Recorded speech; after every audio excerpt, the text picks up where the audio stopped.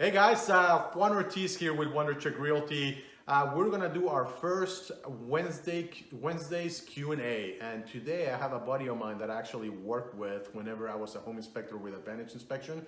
Here's Noah. He's been with Advantage Inspection. How long have you been with Advantage now, Noah? Right at 2.5 years. I've done between 300 and 400 houses now, and it's been around the world, been around the block, and seen all kinds of crazy stuff. So, and I'm telling you guys, you know what? I'm gonna put a link to his Instagram page. He is a fantastic follow because he will actually take pictures and videos of the different inspections that he does and the things that actually happen.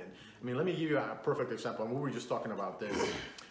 Because believe it or not, a lot of you would say it's a no-brainer that I need to get a home inspection done, okay? But you'd be surprised how many clients I've had that say, Juan, do I really have to get a home inspection? Because when they hear they have to pay $300 or $400 for a home inspection, depending on the price range and the size of depending on the size of the house, I said, those are gonna be the best $300 that you've ever spent, because you're gonna find out if there's anything wrong with the house that is gonna cost you thousands or tens of thousands of dollars. Tell them the story about the waistline in the crawl space. Yeah, it just we contract with another company to do our CL100 termite letters, and this is a pretty typical inspection. Just went out to the house, did my normal thing. Usually, if it was with one of our guys, he would have met us there at the home. We would have done the crawl space together. Excuse me. 2 sets of eyes are always the best. And so right as I got to the house, their termite inspector was already coming out. And, you know, he said a lot of it was inaccessible, which wasn't completely true. We go inside of a crawl space, as long as it's 18 inches or greater, we're expected to go inside a crawl space and fully inspect it the best that we can. So that he was already coming out, said that a lot of it was inaccessible, everything was fine, no termites, and he threw his flashlight in the truck and off he went. So I do my entire inspection, go through the entire house. I save the dirty stuff for the very end. And so I went into the crawl space right in behind him, and it was a tight crawl space. It wasn't inaccessible, but we were just fine. So I went in just right out the door, maybe 3 crawls into the crawl space, and we've got the main sewer line just dumping right into the house. During the termite inspection, he's also supposed to note the moisture that's penetrating the crawl space. We had a pretty good sized pond inside the center of the crawl space. So. You know, the sad part is the main waistline pouring into your crawl space. Yeah, that was bad news. So for me included. I had the respirator. So on, him going in, I mean, he's literally crawling through crap. Yes. For you and the purchase of your home. So yes. It is very important to choose the right inspection company too, because as he told you, I mean, there was a previous inspector that went in there and said, oh, can't get in there, don't see anything, everything looks good. So imagine if Noah would have been like, oh, you know, that guy said there's nothing wrong, I'm gonna skip it. No, he still went ahead and looked at the stuff that he found. So It's very important. So having said all of that, let's start by asking Noah some questions that will be helpful for not only people looking to buy a house, but in the future, anybody that deals with me or doesn't deal with me, they know what to look for, okay? Because as realtors, we have our preferred vendors, but you want to make sure that is the right vendor, okay? So Noah, so if I have a client that says, Juan, okay, I want to get an inspector, and let's say they're in Florida because they're not dealing with me, because I would refer them to you guys, of course. What do they have to look in an inspector? What kind of questions should they ask to know that they're picking the right inspector? Definitely their years of experience, or their training. With Advantage Inspection, we have over 6 home inspectors, and so that tells you the volume of work that we're expected to do and perform. Their quality, if you can somehow get a sample report, you can see the detail in their report, and ask for a real report, not just the truly sample Jane Doe report. See how they actually write up statements, how they refer out work. Also about that is we are just inspectors, so we just find the damage. We don't you know, we have know nothing about the repairs or what it would take to fix that. We're just the inspection company, and so that's very important to have a true third-party, independent, neutral person in this transaction. We are always, you know, hoping to get the referral from the realtor and work with the realtor because they know our quality of work and our service that we perform. But at the end of the day, we work for the buyer and we work for the client. And you guys are cutting the check, you're getting us paid, so we work for you. We're third party, we're neutral. And we really don't have a dog in this fight. We just want to make sure and provide the best home inspection possible. Let me tell you guys, and that's key. One of the key parts that he said is that he works for you. He doesn't work for me as a realtor. He doesn't work for the seller. He works for you. So you have a person that has your best interest at heart, okay? Because even when I was doing inspections, there was inspections that I would show up, and I always like to ask the buyer, well, how did you hear about us, okay? When we were doing the inspections, and he says, well, I find you online, or somebody recommended you, and I say, oh, that's great that you're getting this done.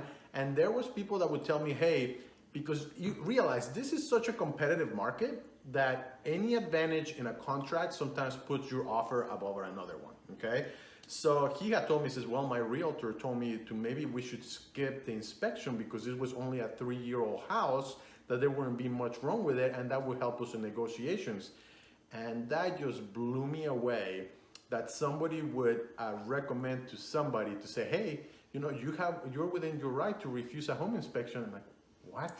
No. So that's why it's important when Noah says that they work for you. They don't work for the realtor to make sure that the sale gets done. They work for you. And I mean, have you had instances where you do the inspection and basically the house is not bought due to the stuff that you found in the house? Sometimes that does come up, and there is some negotiation that goes back and forth. It's either going to be a repair list or some type of financial negotiation for to make the repairs later on once the client is able to move into the property. But my main thing, being a father and having a family, is all about safety. So that's number one.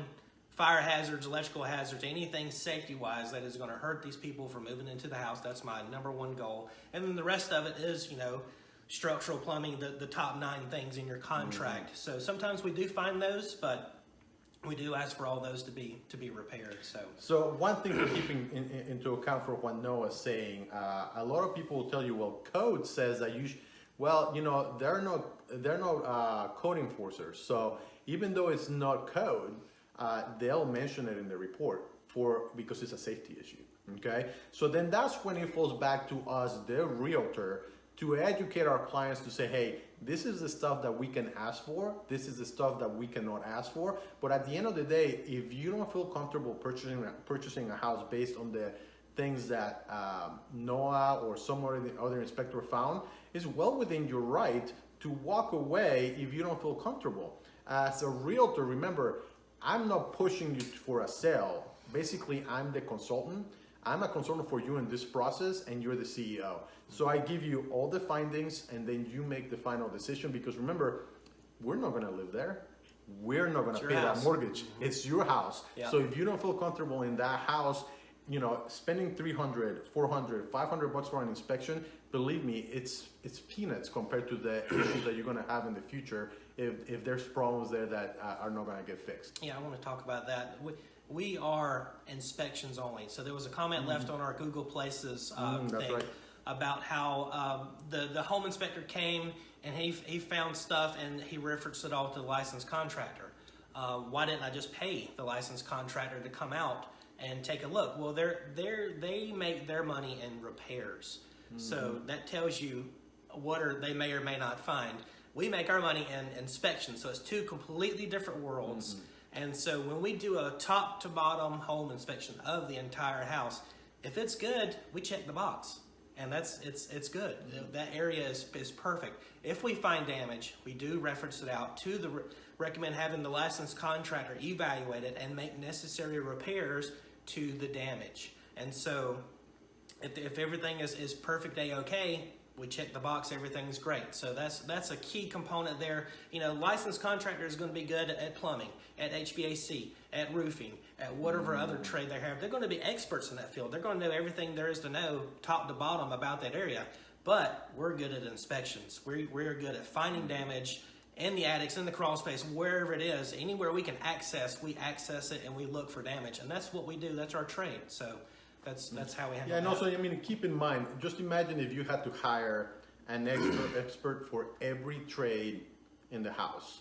you will have to hire a structural engineer or a builder to come in and check the structure. You will have to hire a separate roofer, a different HVAC person.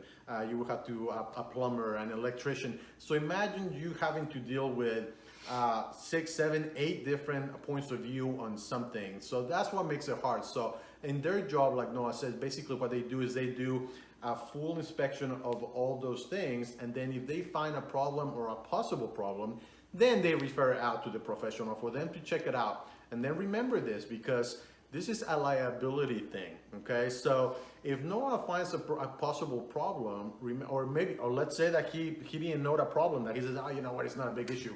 Liability falls on Noah for saying, hey, I didn't think it was an issue. And then you move in and they're like, guess what? There is an issue, okay? So let's take into account that story that he was saying, the guy that didn't see the waistline. So now the liabilities would have fall back on him for not noting it. Luckily, Noah found it.